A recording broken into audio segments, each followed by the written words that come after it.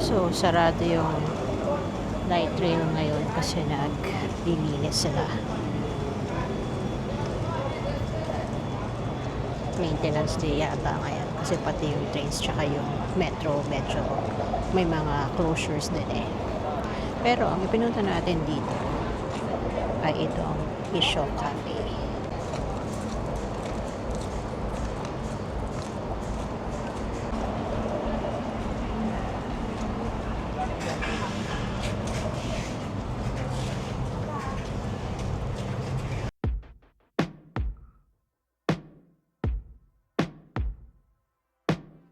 See you making my iced latte, tastes good on a hot day,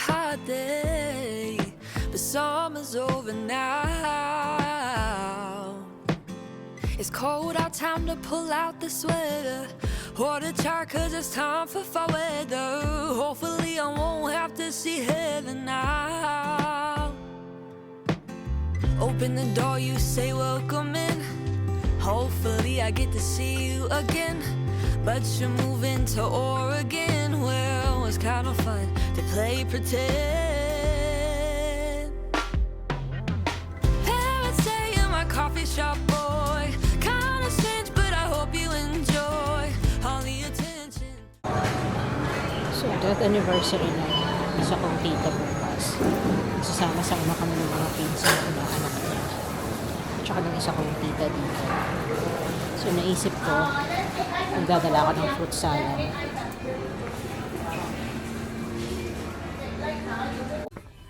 Dito sa Taiki IGA, sa Chinatown, merong section ng mga Filipino food.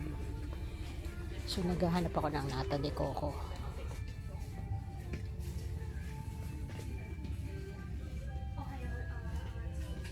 So, tinignan ko kung bakit naka-special price kasi ang expiry date niya ay June 2026.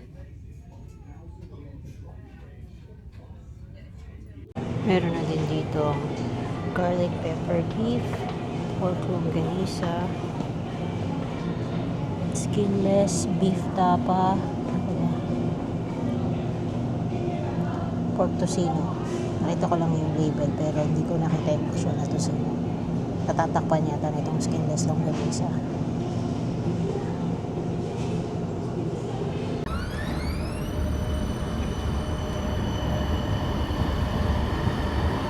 Hindi ko pa binili yung lahat ng ingredients dun sa Taiki IGA kasi medyo mahal dun. So, nandito ako sa Coles para dun sa mga items na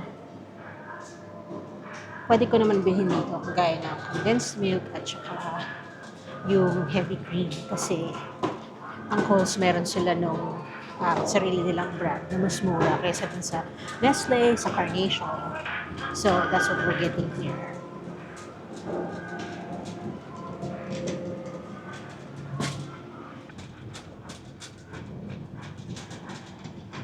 Ang Coles na taken cream or heavy cream ay 520 euros, 600 mils. Yung masikat na bula ay $6.30. Okay, kailangan natin ng cheese. Block ng cheese.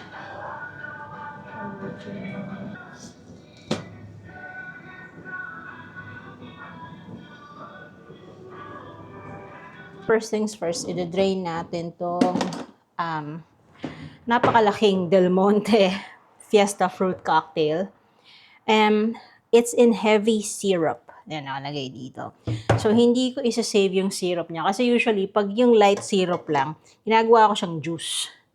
Pero dahil ito ay in heavy syrup, hindi ko siya kayang inumin. So, therefore, I will simply drain it. Wala naman akong ibang paggagamitan nun. Napakatamis.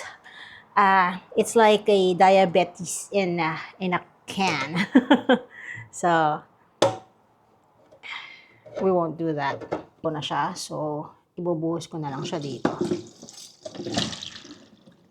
Grabe, ang dami niya. Punong-puno yung lata. Okay. I better make sure that goes into the recycling. Ayan. Hayaan ko lang siyang mag-drain. Meron na siyang kasamang nata de coco, pero dahil favorite ko ang nata de coco, i-drain ko na din siya. Wala naman tong seal.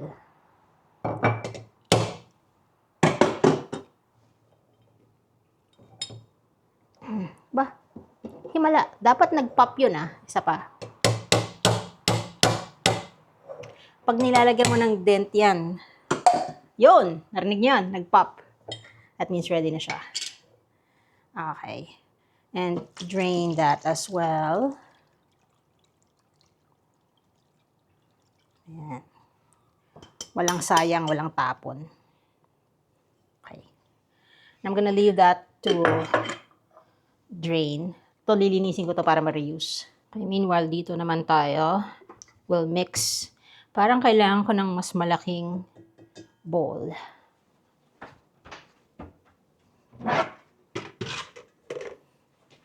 Itong blue yung gamitin natin. Ano to kasama to nung colander na ginagamit. Colander, whichever. Na ginagamit ko pang drain nun So, I will open up the heavy cream.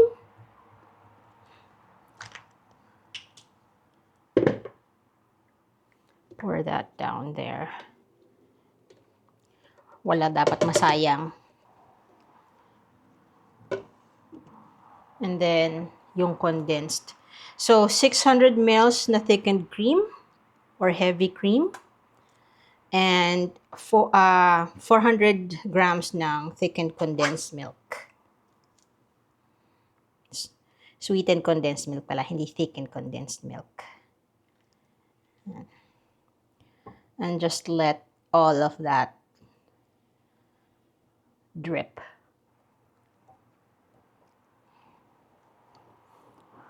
Halo-halo hanggang sa maging homogeneous na siya. Can also obviously use an electric mixer para dito kung gusto niyang talagang, alam niyang talagang halong mabuti. I've got here a small whisk. Battery operated lang to. Meron din ng malaking whisk. Pero parang hindi naman siya kailangan for this. So yan, ganyan. Okay lang na magbula-bula yan kasi hindi naman natin yan i-bake. So hindi kailangan walang air pockets. And when ready, i-mix na lang natin tong fruit cocktail with nata de coco. Nahulog yung isang nata de coco. Para na yan ngayon sa bibig ko.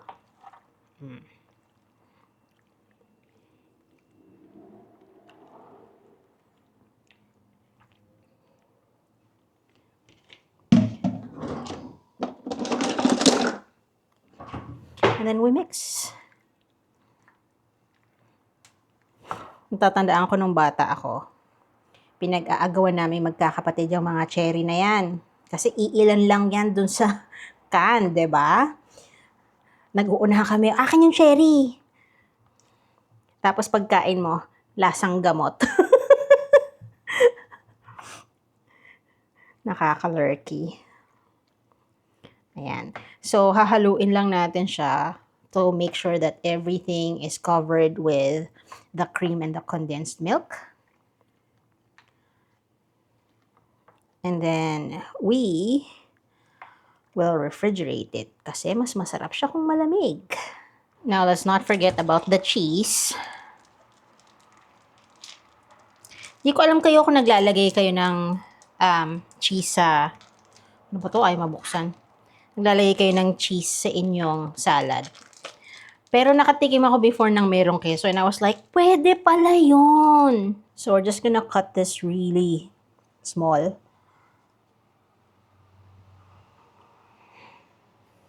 Tigas niya.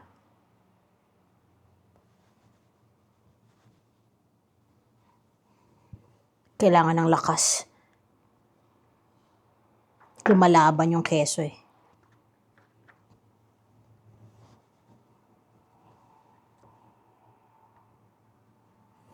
Siguraduhin nyo lang na naghugas kayo ng kamay, ha?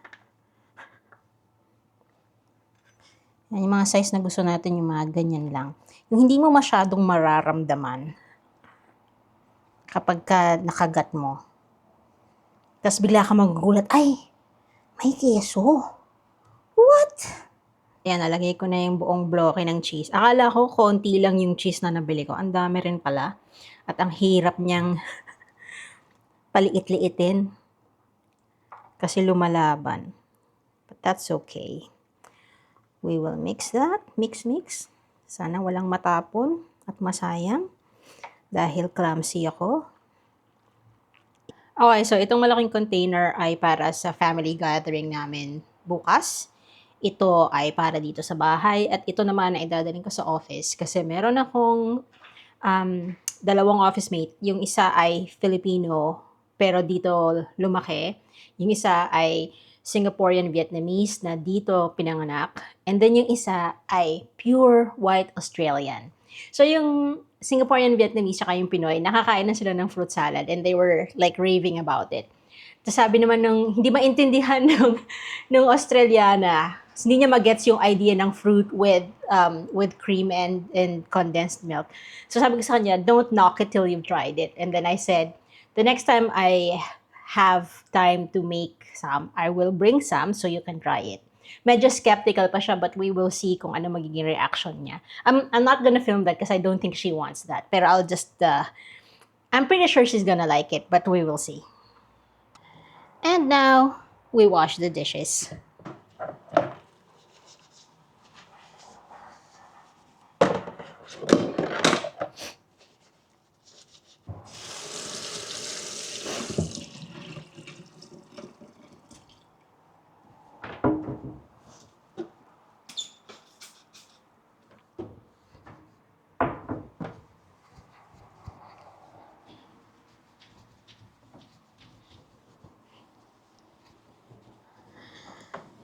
Nabanggit ko na sa inyo na chef ang asawa ko, 'di ba? Kaya hindi pwede ang maduming kusina. Kailangan laging nililinis ng mabuti pagkatapos gamitin. Isa sa mga hili kong ginagawa lately para mag-relax ay magbasa ng manga. Meron akong subscription sa Kindle Unlimited. Natapos ko na yung series ng Waiting for Spring. Pero yung Kindle Unlimited, libre lang siya hanggang volume 8. So yung 9, 10, 11, 12, ay hanggang volume 7 lang pala. So yung 8, 9, 10, 11, 12, 13, 14. May binili ko yung yung Kindle version niya. Tapos ngayon, binabasa ko itong Getting Closer to You. Nasa volume 2 pa lang ako.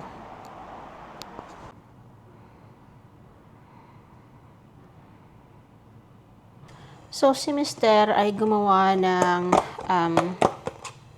chicken stock from the whole chicken na binili namin last week. And sabi niya, kainin ko daw kasi masisira pagka hindi pa nagamit. So, ayan. I'm putting all of the leftover chicken bits dito sa chicken stock.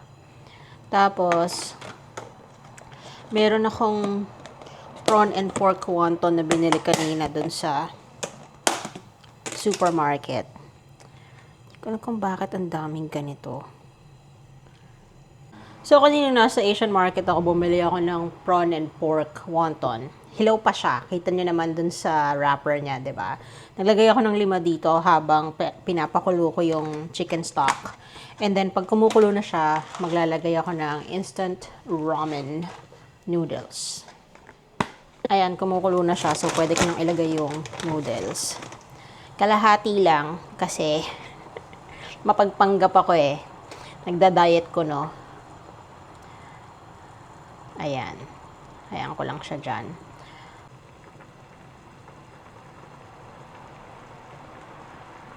So, sabi ni Mr. medyo bland daw to. So, kailangan ko siyang i-season. Meron akong yung natira ko pang, marinade dun sa, yung Korean drug egg ko. So, Nilagay ko siya. Salty, spicy. Ano kasi to eh? Sesame oil. Ano bang laman nito? Soy sauce. Tapos, chili garlic. Tsaka sesame seeds. So, makita nyo talaga yung ano nyo. Ayan.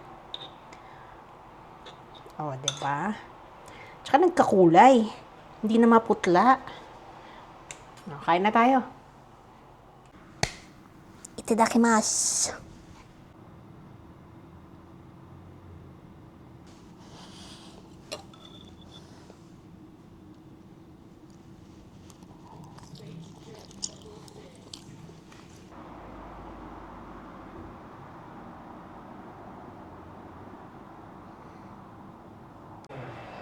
Pati yung mga pinapanood ko ngayon, anime. Dessert time. Kainin na natin yung fruit salad. Chilled na siya.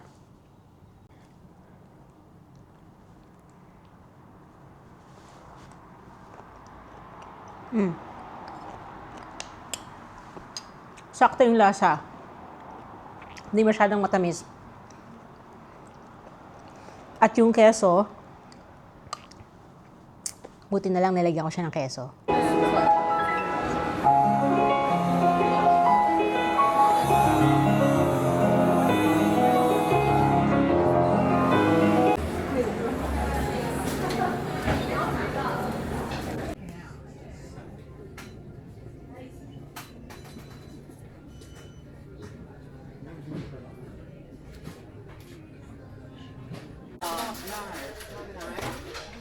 Coming out the same color it looks.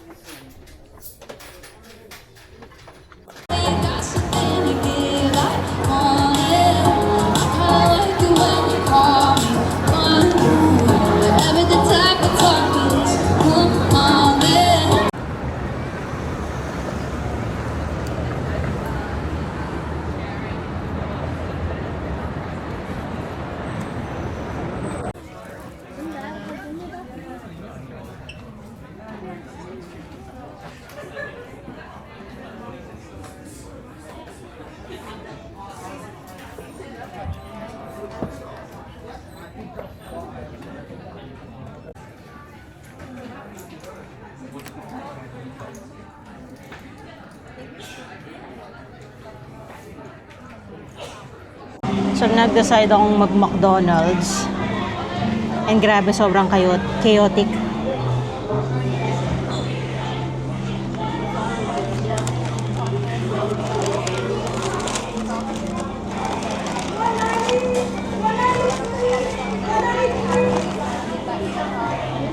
Nandito kasi sa area na may mga playground sa maraming bata. Maraming order yung mga parents. Daming Happy Meals. That also means na matagal yung service. Pero okay lang. Nakita ko naman ginagawa talaga nila.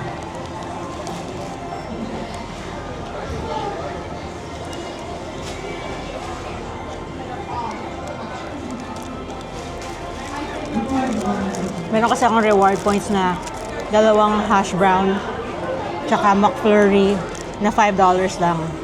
Tapos bumili na rin ako ng nuggets on the side.